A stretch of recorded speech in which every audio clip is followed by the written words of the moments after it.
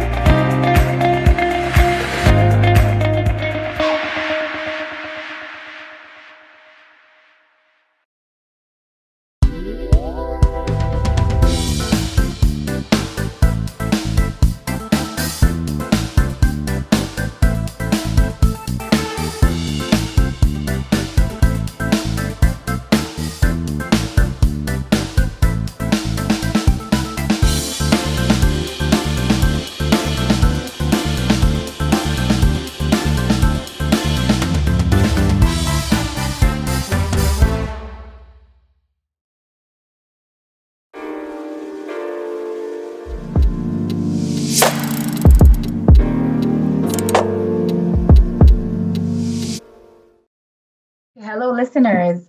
So, my name is Rita Houkayem. I am one of the moderators and host for the Lebanese Film Festival in Canada, and it is a big honor and pleasure for me to be able to interview Mark Ghanime, one of the big actors in Canada, and I'll be able to provide a biography. And then we'll go through a series of questions just to get to know Mark a little bit more.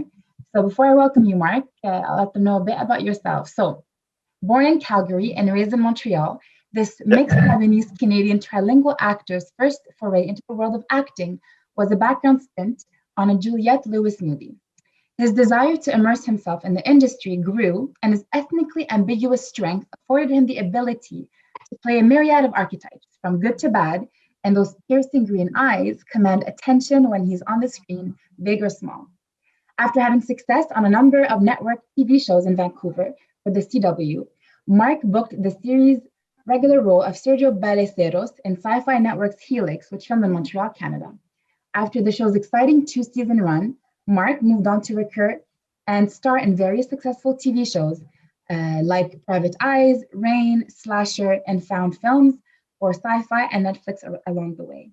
He currently stars as Dan Karam in the series The Wedding Planners on CGTV from Rogers Network. I present to you Mark Ghanime, and we'll have the opportunity to listen to his professional and personal experiences in the world of cinema. Hello, Mark. Hi, how are you? Thank you for having me. I'm great. I'm excited for this.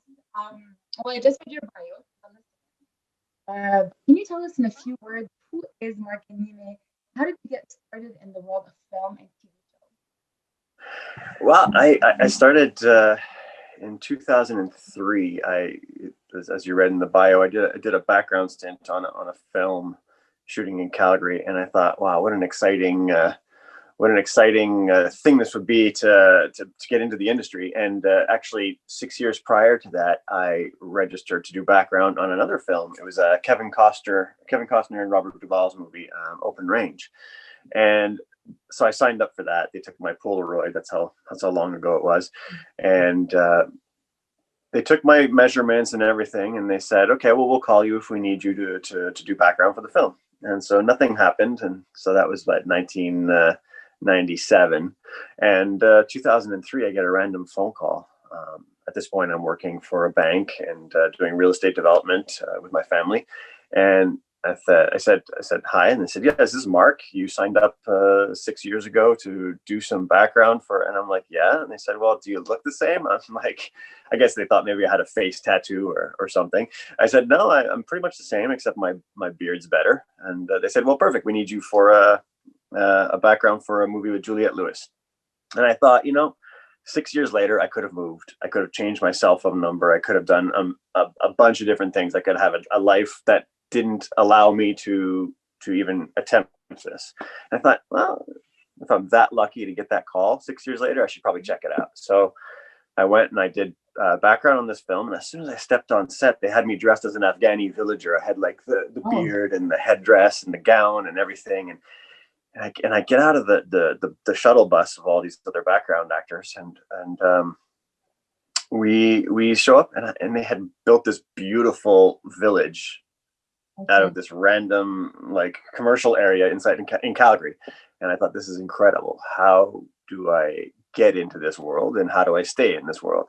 And so I started talking to a couple of actors on set, and this one gave me some advice and said, use a studio in Calgary on 17th Avenue, go check it out. So I went and I trained for a couple of years, got an agent, and then ended up figuring out that if I wanted to make this a career, I couldn't stay in Calgary to start. It's not a place where you can make necessarily, like at that point, I couldn't grow as much as I wanted to. So I thought I'd try a different market like Vancouver, because it was at the time, it was going crazy. Calgary's grown a lot since, but at that point, it was the right move was to either go Toronto or Vancouver. And I liked the weather, the idea of the weather in Vancouver. So I moved west. My father helped me pack up my truck and the moving truck, and we drove across to Vancouver and started there. And I just put in my, as they say, 10,000 hours in 10 years. I put in a good 9 years, and then things started happening. And ended up moving to Montreal and getting the show that really kickstarted my career. Okay, incredible. And here we are now, a nationally, internationally renowned actor. I actually want to dive in a bit more closely on, like, again, you explained how you started, but you kind of took the atypical route where you did start a bit later in the game. And which is very promising for a lot of people that sometimes want to get into acting, but they get into it later. But I also want to know, how was it like growing up in a home of Lebanese background? How was it to grow up in that kind of environment where usually we want our children to, pursue more traditional roles, like being a doctor, engineer, or lawyer? So how was it from that aspect? Well, I mean, to be honest, at this point, I've played doctors, I've played lawyers, I've played engineers, I've played police officers, I've done it all. I've played detectives. So, my father, obviously, growing up and everything, I got into real estate with him, and I know he wanted me to, pursue something like that. But he was very supportive. My mother is Canadian from the get-go, super supportive as well. And so I was very lucky to, pardon me, I have an alarm going off here.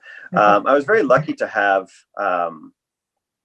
the support regardless of background and ethnicity. My father, at first it was like, I'm gonna maybe imitate him a little bit. Sorry, Dad. But he was like, okay, do the acting for a couple of years, and then you get back into real estate. And I was like, yeah, I mean, that's an option. So, I worked hard, and I had help and I had support along the way. I'll never deny that. But it took a lot of, I guess, desired love for the industry to really stick with it when I was doing real estate and I was doing well financially and everything. And so there's that pull, and you realize the struggles that you're going to be facing. But it was never a real issue in my family with my father. It was never like he was really angry about it or frustrated. I mean, obviously you just want the best for your kids. As a father now, I know that I just want everything to be as easy and good for her as possible, for Mika. So my father's the same thing. He knows that there's risk involved, but as things started progressing for me, it was like, oh, you're doing a TV show. Okay, is it American? Making sure there's the money involved. Yeah, Dad, it's going well. It's going well. And every time it was just like a little more. He realized that this was my calling, and this is what I was good at, and I've been successful, and he's proud. And my mom, my mom's my mom. She's super proud no matter what. I mean, too. Look what my baby produced, no matter what it is. Yeah, absolutely. Okay. So, you know, and it's nice. I mean, you talk about the background of my heritage, and, you know, and I don't know if this is one of the questions you're going to go into, probably about whether I've played the roles in the Arabic world. I've had opportunities. I've had some really good opportunities that came up that just, they didn't work out. They weren't the right timing and the right situation for me. But I've always wanted to be, to portray Lebanese, Arabic in roles more, just because I feel like it's time. I feel like a lot of different ethnicities have paid their dues. You know, you play the convenience store owner, you play the tech nerd, you play the whatevers, and then you get out of that stereotype, and then you get to be the lawyer, the doctor, the lead, the hero, the superhero, everything. And I feel like we're still lagging a little bit as Arabic characters in terms of the market, in terms of volume of stories. And so I've always had that in the back of my mind. Every time I get a role, every time I audition for something, I think, where is an opportunity to possibly shine a light on the Arab world in a positive note, and move away from stereotypes, of which we're not going to speak about. Not go there, yeah.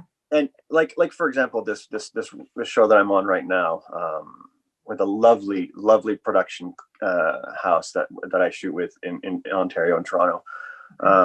We discussed my role, and off the top, I was the father of this family. The lead actress who plays my wife, it's her family's journey, and I was her husband. And we just started like spitballing the ideas of, you know, what Dan can he be Lebanese? Can this be a mixed race, mixed culture family? And they said, well, we would love that. Like, let's talk about it. And so we started changing the character and writing the scripts. I helped them with like notes and like cultural background and everything. And it's just, it sort of dawned on me, this is the first group that have offered to, for the wedding planners, that have offered to change the story and bring a positive light. And it makes me so proud to be able to go, oh yeah, you know, like, this is how we would react in this situation. Lebanese people would be like this, you know, like, and give them the insight so they could write some really cool stuff. And it's been like that. And I'm very fortunate. And, you know, we spoke briefly about this when you and I spoke this week. I had a chance to audition for something recently that's a pretty big series.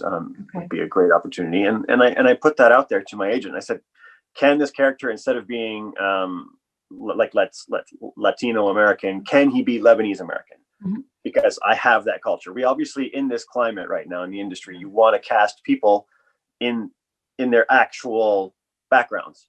Like you're trying to avoid, you know, like if it's an Asian character, not hiring an Asian to play the role, or Arabic or person of color. So I don't want to be the guy saying like, oh, we need better representation, and then be like, I'm playing a Latin character. So I asked, you know, if it doesn't ruin the story, can he be Lebanese American?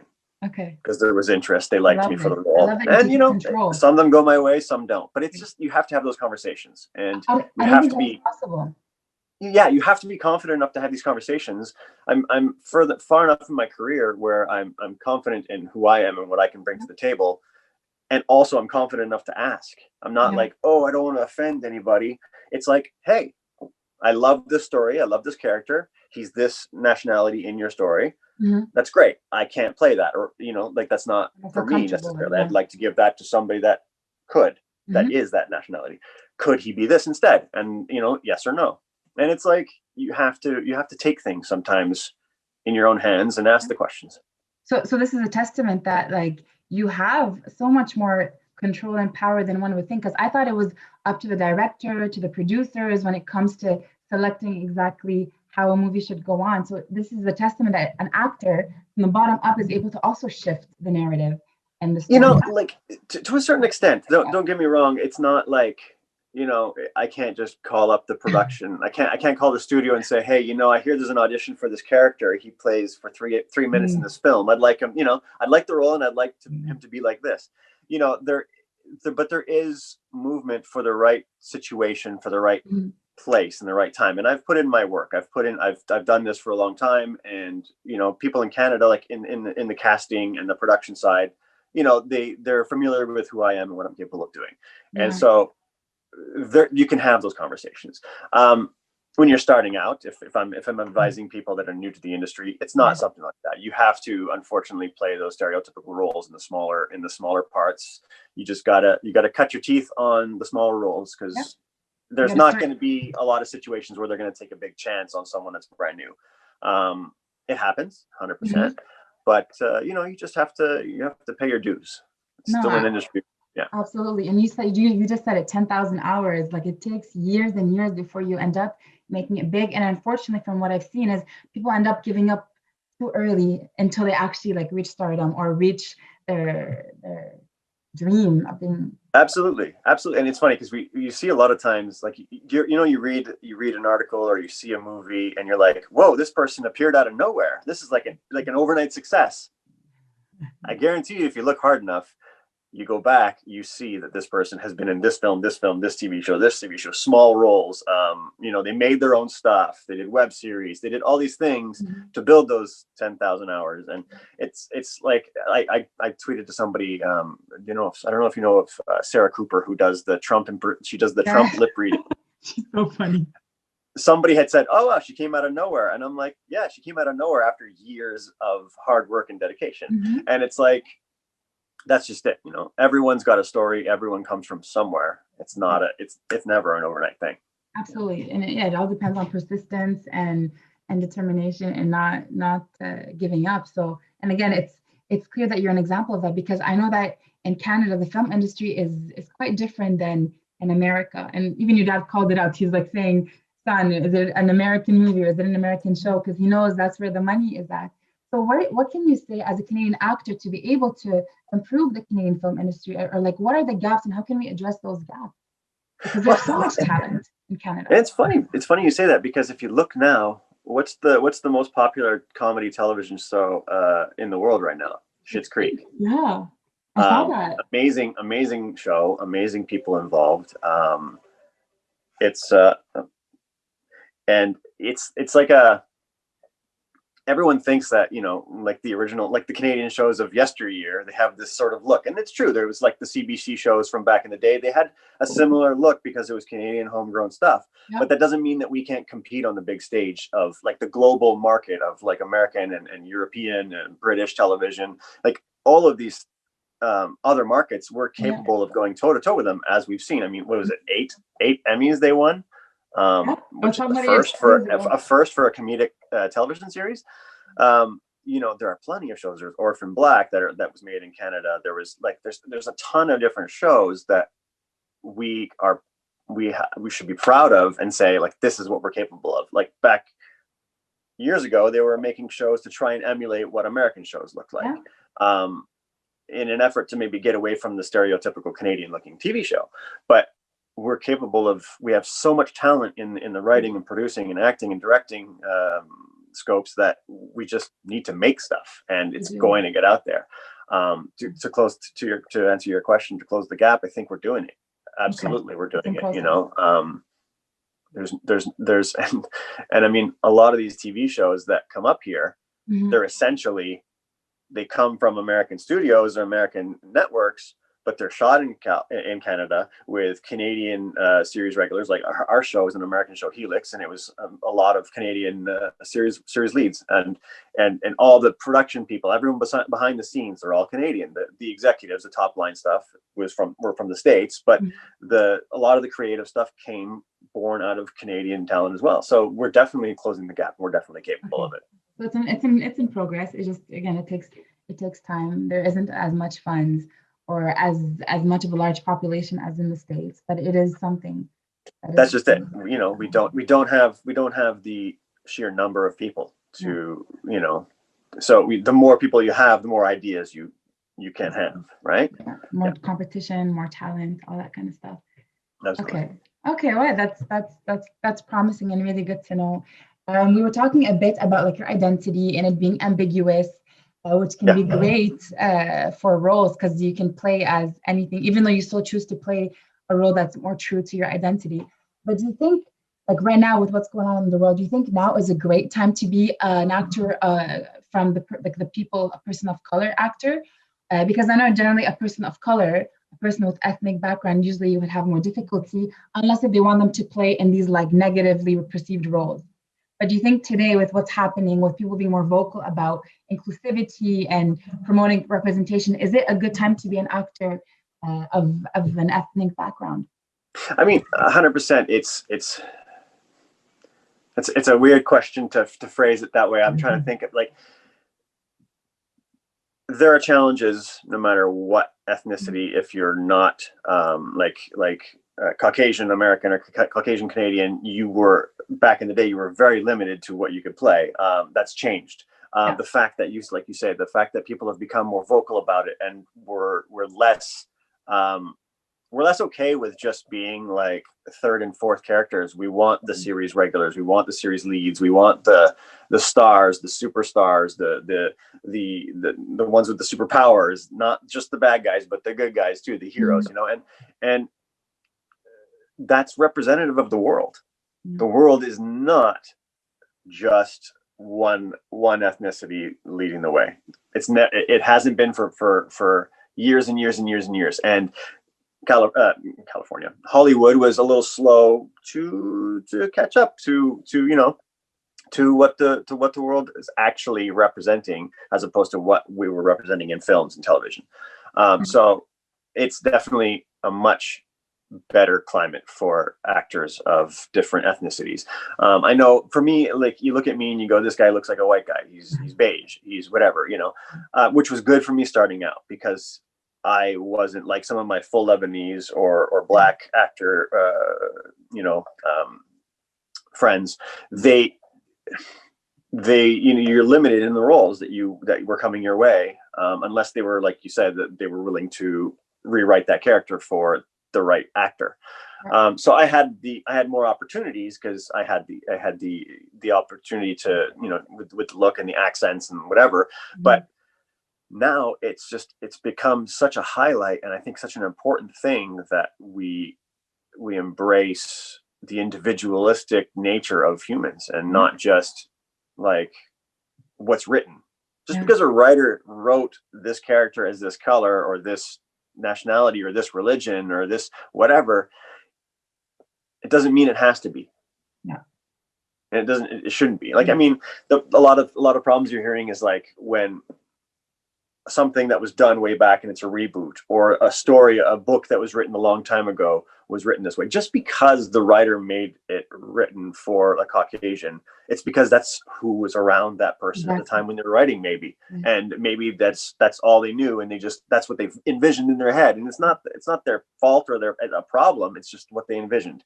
But now, 2020, let's mix it up. Let's put some color in there. Let's put all the shades, all the crayons, the crayons in the box. Let's use them, Yeah, and show a real representation of the world and our communities, and be comfortable with disrupting. And that's what I feel like you've been doing. Again, when you add your own insight, not just take the script for granted, and trying to have more of an impact and role when it comes to shaping the story. That's a big lesson to take. So you've shared some of your experiences and the things you've been working on.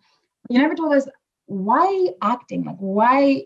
There's so many reasons for people that wanting to be an actor, but why have you chosen, or why is this your calling to act?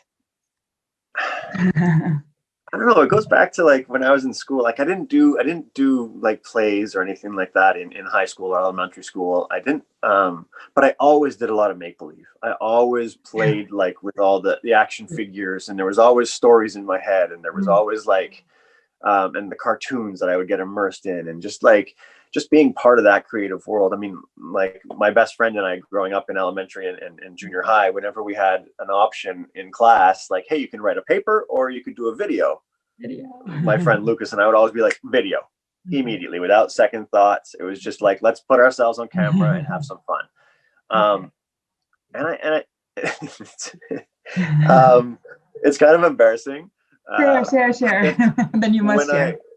When I was in my early 20s, because I started training at 25. So in my early 20s, 22, 23, out of college, out of university, I remember I was driving home one day in Calgary. I was heading back from a real estate meeting, and I saw this sign on McLeod Trail, this busy road, and it's like, and it said hip hop classes at a school called Dance with France. I'll never forget it. Okay. And so I just was like, it was 7:00 at night, and I was like, oh, let's go. So I pulled in, I checked it out. I ended up being like in a dance class with like 10-year-olds because I was not, and I'm like 20 something, and I'm not like super duper coordinated for like that sort of stuff. But I fell in love with that, like just the creative outlet. Okay. And I did the dancing for a couple of months. I took classes, and it was fun. I had a blast with it. And then I was like, well, here's some more. But not with the 10-year-olds, like then you moved on. Well, no. So I was like, well, if like real talk, if I'm going to be a Backstreet Boy, I got to learn to sing too. Mm-hmm. So like, Oh, so you I started taking singing. vocal. I took vocal training lessons. I was at the school in Calgary, and I did vocal training, and I sang a little bit of opera, and I did like a Christmas concert, and it was like a little late, in terms of like when most people start doing these things, but like it was super fun and engaging, and I was excited about it, and I went out and I did all these things that started to kickstart the creative juices. Yeah. And then one day, like I said, I got this phone call for this thing that I had 6 years prior registered for, and I was like, there's got to be something there. Yeah. If you believe in the higher power, Yeah. there's something. Absolutely. or chance or fate or whatever you want to call it. That was my shot. And so I thought, okay. And then the minute I got into an acting class, I was like hooked. And I thought this was incredible. And it was challenging. It was terrifying. And that, I think, is part of the reason why, because it is so nerve-wracking to do this job. You get up, every audition, every performance on set, you're nervous. And an actor used to say, I can't remember who it was, but he said, if you're not nervous, you don't care. Okay.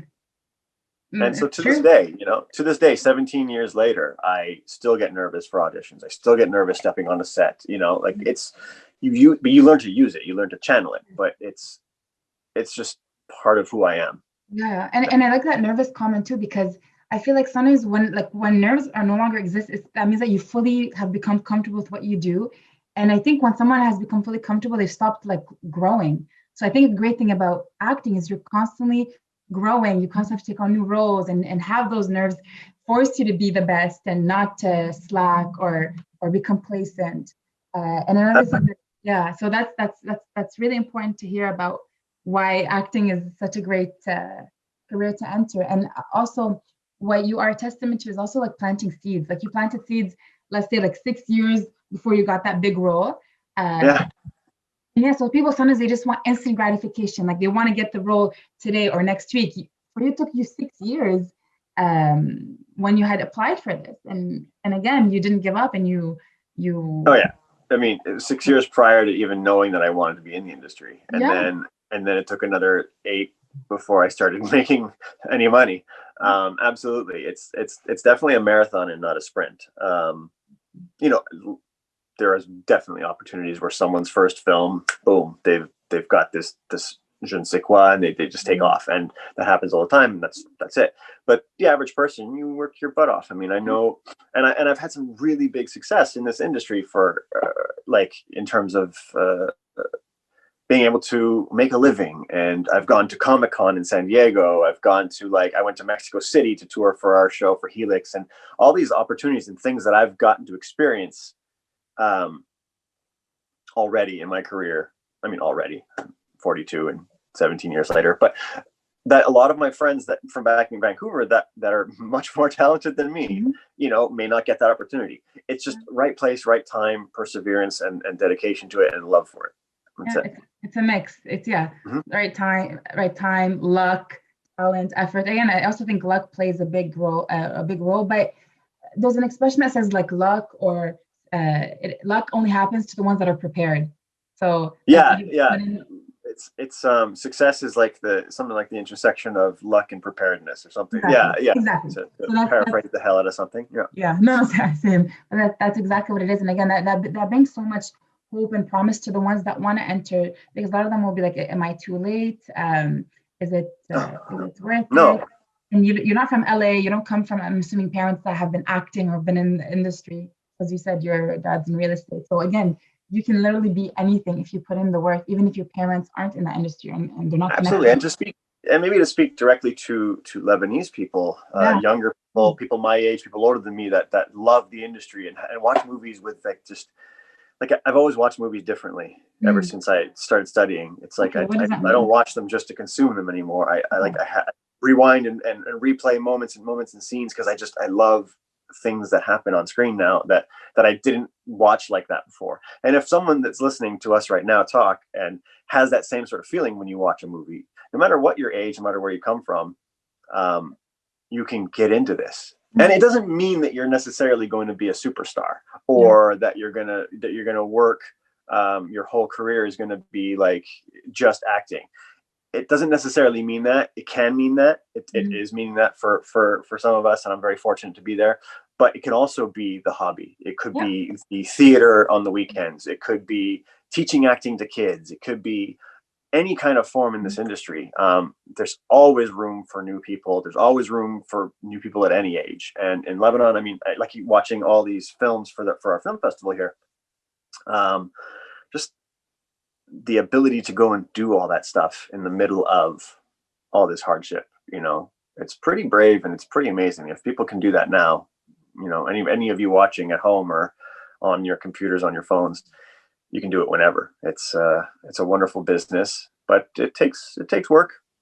Absolutely. And I think also cinema, I think it plays a huge role when it comes to teaching people lessons and telling stories of people's hardships. And it's not just for like kicks and giggles. Like I think cinema and actors have like the social responsibility in a way to help people see their lives through these movies or help understand the way the world works. Do you agree with that? Absolutely. I mean, we're sometimes when you're a celebrity, or when you're a public figure or actors, sometimes you feel like you shouldn't be speaking out because it's not quote unquote your place. And a lot of people on social media are like, oh, who cares what the actor thinks, or who cares what this person thinks? Like, why we don't want to know about your politics, or why are you speaking about them? Well, I mean, we're all people too. We're all humans that are affected by politics, by climate change, by this virus. Like, we're all the same. We're all in the same boat. And I think it's up to us, the ones that do have a voice, to use it. We have this voice, we have this platform, and I think people get frustrated because they don't have, some people that criticize it don't have the same platform. They don't have the verified badge, and they don't have the ability to reach as many people with their opinions. And so people get frustrated that celebrities have opinions about politics and life and climate change and whatnot, and financial crises in Lebanon, all these things that that they think that we're not allowed to be vocal about it. And what it really boils down to is we're people. So if celebrities can't have opinion, can the person that delivers your mail have an opinion? Can the person that washes your car have an opinion? Can the lawyers, can the doctors, can they have an opinion?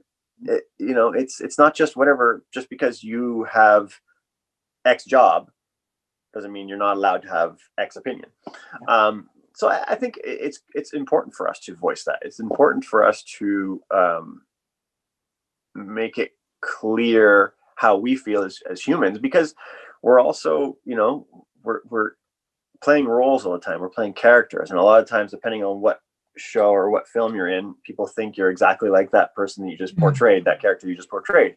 And you want people to get to know you. I mean, back in the day when there wasn't social media, the only way you could know people was via their films and television, via their work, or via interviews, or if you bumped into them at the coffee shop. And so it's like, I think it humanizes us and it brings us all to the same sort of playing field. And it's not the same scope, the same reach of a playing field, because we have more followers, or whatever the case may be. If you're a celebrity if you're Justin Bieber with millions of followers and you say one thing, it reaches way more people. Shout out Canada, Justin Bieber. But it's important to be passionate about your own beliefs, and that'll affect people in a good way. Not necessarily when you're not out there to sway people into believing the way you do, but it's very okay to say how you feel. Yeah, no, I agree. And I agree the fact I mean, I think it can get public figures in trouble. I mean, I've said some things politically on social media that a lot of people probably wouldn't agree with, because I am more liberal than not, and so there are followers that I've lost because of choosing sides on an issue. you've gained followers. Especially when it comes to like feminism and women's rights, and that stuff is non-negotiable to me. Like you can't fight that. You can't be against that. And and so like I take a stand. Like we're talking about it. That's great. I love this. I take a stand for things that I believe in, and if you wanna hate on a public figure because of it, then you're allowed to. But it's not going to change the way I feel. Yeah. And then again, for you as an actor, you're still a human that is affected by politics and by human right violations and all that stuff. And again, you have a responsibility. You take on roles, and these roles end up shaping the world or are shaped by the world. So I completely agree. I shouldn't really be voicing my opinion on this, but it's nice to hear that you think it is important, and you have a big platform. Like that's the best way to influence people. I mean, and that's just it. Like I've taken roles and I've auditioned for roles in the start of my career that maybe would not have elevated the voice of the average Arab or Lebanese, or like specific Lebanese if we're talking about our festival. Yeah. But you take those roles because you need to eat, and you need to build your resume. But then at a certain point, I said, I'm not playing these roles anymore. I refuse, no matter what the story is, especially if it's going to be a one-note character. You have to have confidence and believe in your own beliefs to step back from that. And that's a hard decision to make. That's a hard choice to make. But if you want the people's views to move to advance and to grow, you have to make those sort of decisions to portray what you want the world to be like. Yeah, no, that's amazing. And even you wanting to be participating in the film festival, Lebanese Film Festival, that also tells a lot about your beliefs and how you work to, again, change the discourse and the narrative, and wanting to, let's say, showcase Lebanese movies or Lebanese actors and support Lebanese filmmaking. So you, as a friend of the board, and as pretty heavily involved in the Lebanese Film Festival, what does it mean to you, this film festival? Like, why do you have an idea? The listeners have a sense of why you care, but what is it to you, this festival?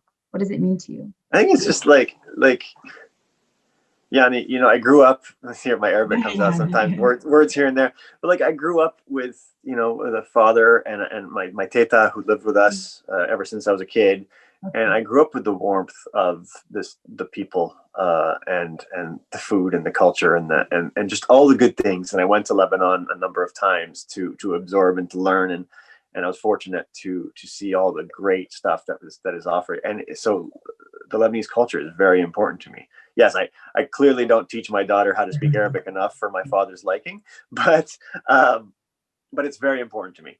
I do identify as Lebanese Canadian.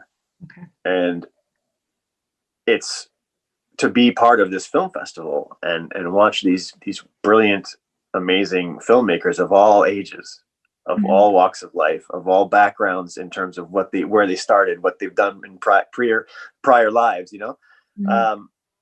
that to me is really cool, to be able to watch these films. There's a couple of films that I'm interested in seeing in this festival. One of them is particularly the beauty of the way it's shot. The movie Listen. Yeah. I'm excited to see some of these films and just see what we're capable of doing as Lebanese people. Like everything that we've been through in as a country, years and years and years and years of devastation and troubles and difficulty and persevering, and everyone's saying like, oh, the Lebanese people have such a joie de vivre and they never give up and they always have the life. But sometimes it's okay to be like, God damn it, like that's enough, please. And let us see through film and television the hardships and the struggles. Yeah. you can't always expect them to bounce back and be so resilient all the time. It's not their job to be over and over again bouncing back. And it's not fair. The job is to be human. And seeing that through the art is so important. And this is why I'm part of this film festival, is just to take in, I don't have a film. I don't have a horse in this race per se. I don't have a film in the festival. One day, maybe. But it's to take in. Yeah. But it's really to absorb and learn more about this culture that's part of me, and from people that I don't even know, from people all the way in Lebanon, and any of the people that are outside of Lebanon making films and putting them in festivals. It's just that common thread of being from this wonderful country, and I just I want to see the truth in people and how they're dealing with it. Yeah, and all those beautiful films, all those videos that you're seeing from cell phones and on YouTube, and throughout all the devastation and all the problems in this past year, even alone, just this last year or 2 years, all the beautiful stuff that's come out of it, but also seeing the not so beautiful stuff, to realize that we're all people, and they're hurting, and they're having very difficult times too. And you can see that in the films. You can see that even in the love stories, even in the nice movies, quote unquote, the easy movies. You can see the pain, and that's art. That's beauty.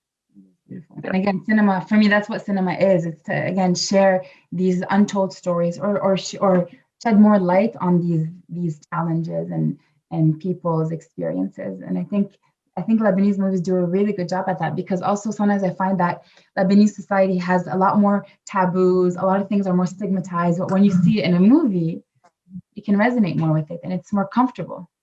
And I think that's going to help, in the long run, that's going to help the culture too. That's going to help the next generation of Lebanese, whether they're in Lebanon or out, seeing a lot more acceptable things in life. I mean, Lebanon, the Lebanese, they're not perfect. We're not perfect either, There's definitely some things that hold us back as a society. And just seeing, possibly just lighting up someone's eyes in a film and showing that person that might be judging, showing the beauty in it, and how maybe it's different to them. It's scary. It's not right to them. Showing them that it can be wonderful too. Yeah. And that's how you move people forward. Yeah, that's the power of cinema. Power of changing the discourse and shifting norms and dismantling ideas that are not serving us. So that's, I really feel for the Lebanese people. And again, that's why I think it's such an amazing thing. Despite all these struggles, it's amazing to be able to shed light, share these stories with the whole world, and knowing that the funds that are being raised is to support the Lebanese film industry and the people affected by the Beirut explosion. And and again, it's great to have an actor that's using his voice to share stories and use his identity to brighten people's lives and whatnot. We're almost done. I'm going to ask you probably 2 more questions. This has been for so long. Another thing that I wanted to ask you was, what are you working on right now? I know it's COVID-19. I know the entertainment and film industry has become pretty much non-existent, but I know so many actors and they're still in the best spirits. So what have you been doing? Are there any exciting projects you can share with us? I did a couple of projects like the wedding planners right before COVID took over everyone's lives. And I've got a film that just kind of aired, a Christmas movie that we shot in January, that aired in Canada in July, because I think we needed to get some stuff out there, some joy out there. And it just aired again on Lifetime, called Candy Cane Christmas. The series that I'm working on, The Wedding Planners, for City TV and Rogers in Canada. We're waiting on second season and to see how that's going to all shape up. But it was well received. It was a great show, and so those are the 2 projects that I've just sort of got currently going. Auditions have started again. Shows are picking up. Some of the smaller films and TV shows started shooting already in June, and they were able to get, as long as you put all the safety measures in place. It's complicated with COVID. It makes everything a lot longer. The shoot days are longer. Not the days, because you can only shoot a certain amount, but the amount of days grows. There's constant testing, like the Okay. swab up the nose, and that's Oh my God, not fun. you have to do that constantly.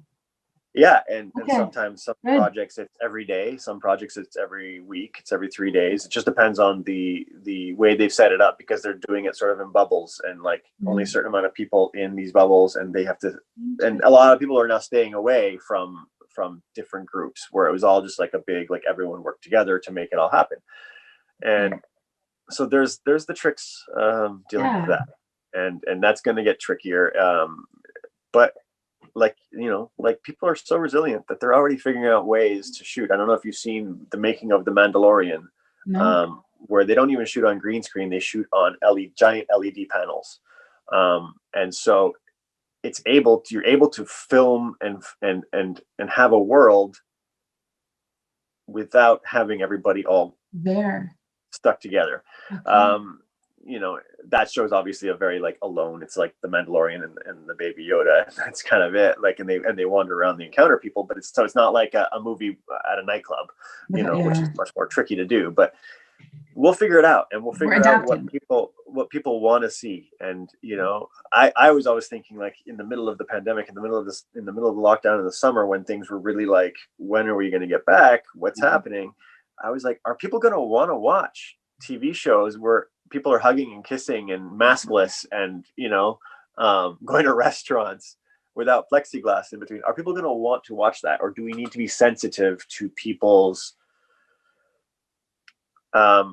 mental state throughout all of this, like in the content that we're producing? I mean, there's a movie that came out by a producer that makes movies that with a lot of explosions. I'm not going to name his name, and I'm not going to say his name, but he put out a trailer about something that's like right in the middle of, it's about being in a worse version of what we've been through. And it's like, read the Globe, man. I don't think people want to see that right now. Be triggered and to go through it again. So that's what we have to be careful of. It's like, try and just be more conscious of people. Yeah. Not just producing content, not just the money, not just getting back to work. You have to, like, those are all important. They make the world go round, you know, but it's also be a little gentler on yourself and be a little gentler on people. Yeah, being more mindful. Yeah, I think now is like probably the toughest time to be producing movies, because again of COVID restrictions and also people's mental states. Where is it at? Like, I would have sometimes friends, we'd be watching movies, and these movies people are like hugging, but they'd be movies from before COVID, and we see people hugging and everyone would get anxiety, like, oh my God, they're hugging, like, because it's become such a foreign thing to do, which I also think is so sad, because you've taken something that is so human. It's hard. You know, my wife Sandrine, she's a producer. She produces American television, and like just the studies and things that she's going through and learning right now about how to film within this, that she sees from that side of the camera. It's so much more complicated, and there's a lot more work involved to keep everyone safe and to keep everyone's spirits up, but also produce good shows, make things happen, make it look good, make it be fun to watch. You know, it's a challenge, and but we'll get through it. You know, we're in the middle of making this feature film shooting in Montreal, very big ones. Roland Emmerich's doing a film.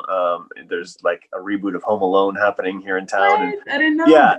Okay. So it's big movies, big scale. Things can still happen. It's just we have to think of different ways of doing it. Yeah. Adaptability. Yeah. Humans, if they're good at one thing, is adapting. We surprise ourselves. We're really good at adapting. Okay. My last question to you. Yeah. And it's a question I like to usually ask when I'm concluding a session or an interview is, what is your call to action for aspiring young actors to succeed and excel in the film industry? What is one thing or a few things you would like to say to the listeners or anyone wanting to be an actor when it comes to entering the film industry? You've got to love doing this. You've got to love reading scripts. You've got to love auditioning. Auditioning is your job until you become an actor that's paid to be on set. Yeah. It's your job that you do for free, and you have to love it. It's like, this is what's going to get you to that level that you see in your head, where you dream about, where you write it down in your journal, where you aspire to be just like this ex actor in film Y.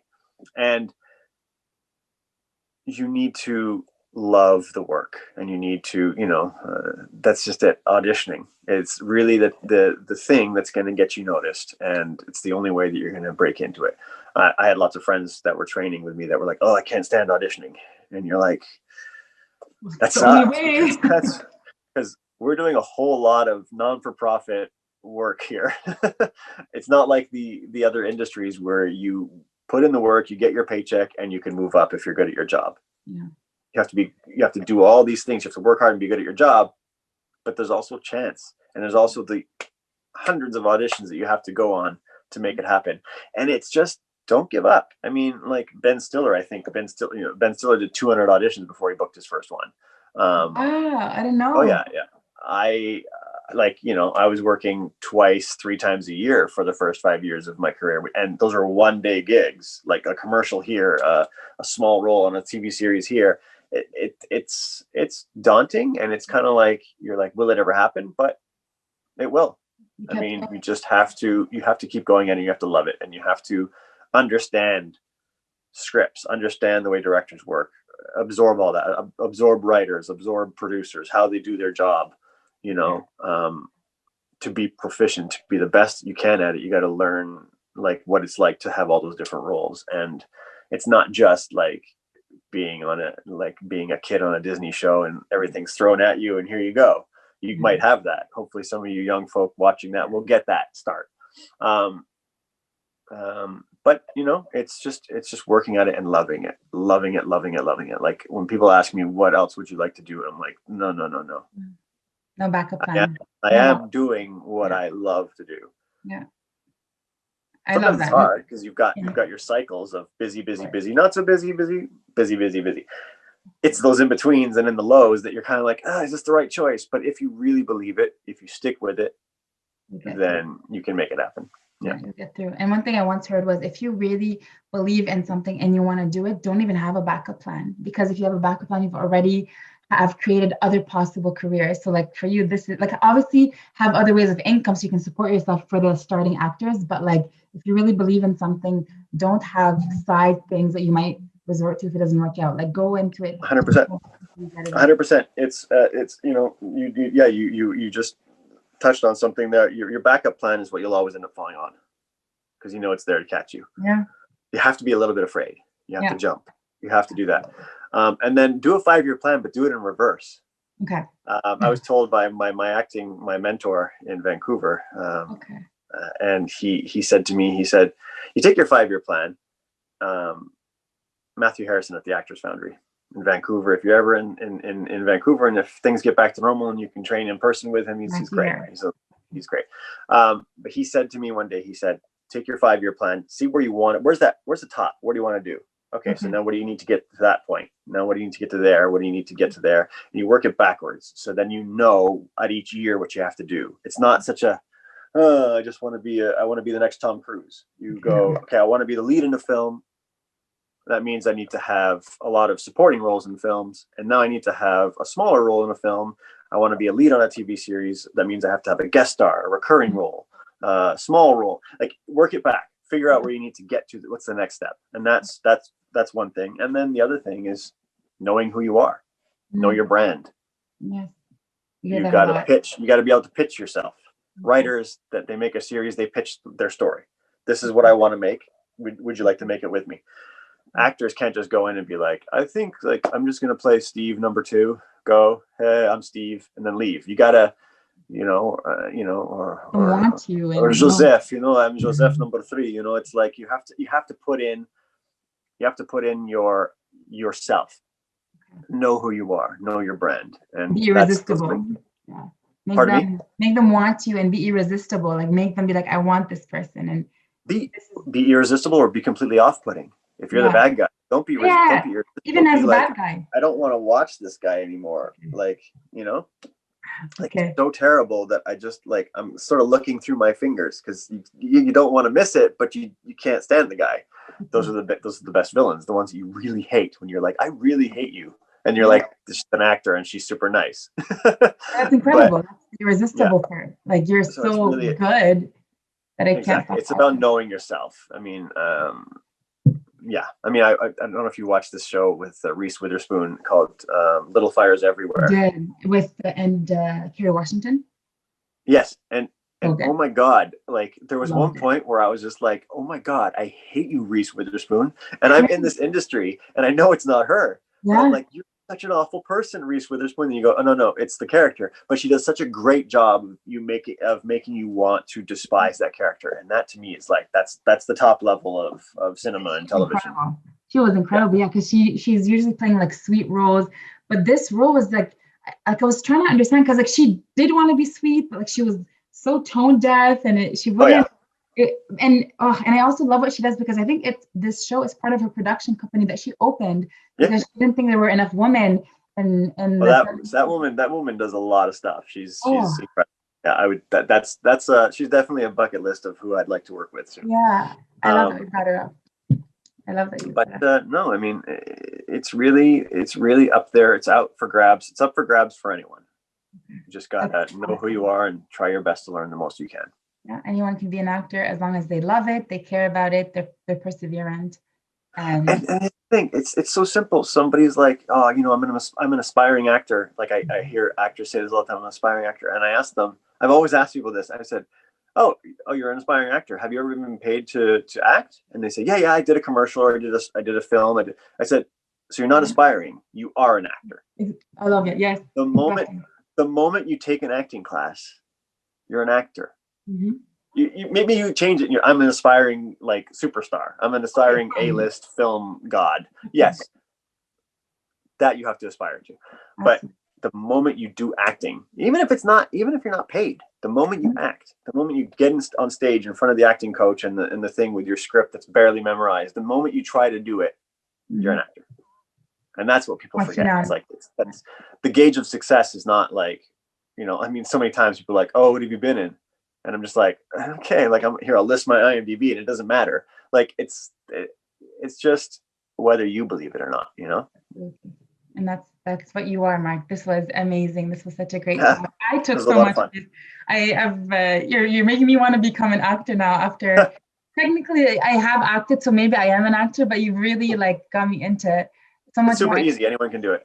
I don't think so. But I think anyone could if they wanted to. So this was so informative, so enlightening, so raw. I really appreciated it. I'm sure the listeners have appreciated it. And we're lucky to have you part of the Lebanese Film Festival in Canada. And I hope we can meet one day in person once COVID is over and we can all be in a room watching your premiere, maybe one day in one of the Lebanese movies or non-Lebanese movie, but we would still be supportive. Yeah, well, thank you. And I appreciate you taking the time and with the good questions and not just the surface skimming stuff. I like getting that we got into some good stuff that meant something to us and hopefully to the viewers. But thank you. Thank you, Laila. Great answers and wishing you all the best. And I'll be watching your movies. I'll be looking for them. Okay. Okay. Thank you, Mark. Goodbye. Bye-bye. Bye.